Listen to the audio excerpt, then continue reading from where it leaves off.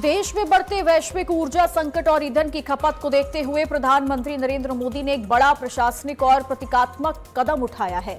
उन्होंने अपने सुरक्षा काफिले में वाहनों की संख्या को लगभग 50% तक कम करने का निर्देश दिया। इसके साथ ही इलेक्ट्रिक वाहनों के इस्तेमाल को बढ़ाने पर भी जोर दिया गया है। ये खास रिपोर्ट देखिए। होना चाहिए। चला हुआ छोटा, पीएम मोदी ने काफिले की गाड़ियां कम की। पीएम के काफिले में ईवी वाहन बढ़ाए जाएंगे। पीएम ने काफिले की गाड़ियां 50% तक कम की। अमित शाह ने भी काफिले की गाड़ियां कम की।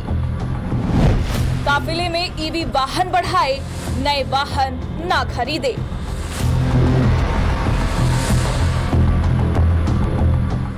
प्रधानमंत्री ने विशेष सुरक्षा दल यानी कि एसपीजी को निर्देश दिया है कि उनके काफिले में अतिरिक्त वाहनों को हटाकर उसे लगभग आधा किया जाए।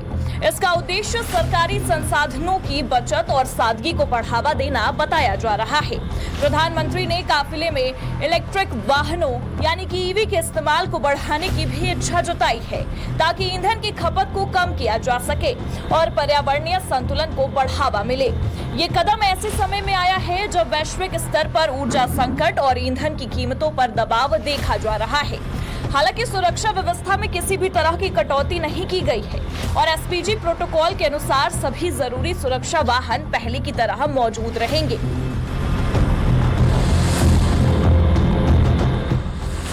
प्रधानमंत्री पहले भी देशवासियों से ईंधन बचत और ऊर्जा संकट को लेकर सतर्क रहने की अपील कर चुके हैं। उन्होंने जनता से इलेक्ट्रिक वाहनों के उपयोग, ईंधन की खपत कम करने और वैश्विक परिस्थितियों को देखते हुए सतर्क रहने की सलाह दी थी।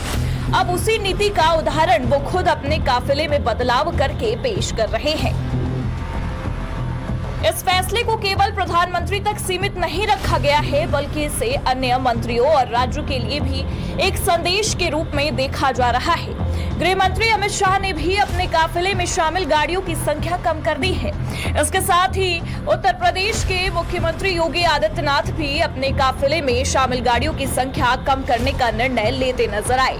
कई राज्यों के मुख्यमंत्रियों से भी अपने काफिलों की समीक्षा करने और ईंधन खपत कम करने की दिशा में कदम उठाने को कहा गया है। फिलहाल ये बदलाव चरणबद्ध तरीके से लागू किया जा रहा है और आने वाले समय में इसे प्रशासनिक मितव्ययिता और ऊर्जा बचत की बड़ी पहल के तौर पर देखा जा रहा है। डेस्क रिपोर्ट, आज की खबर।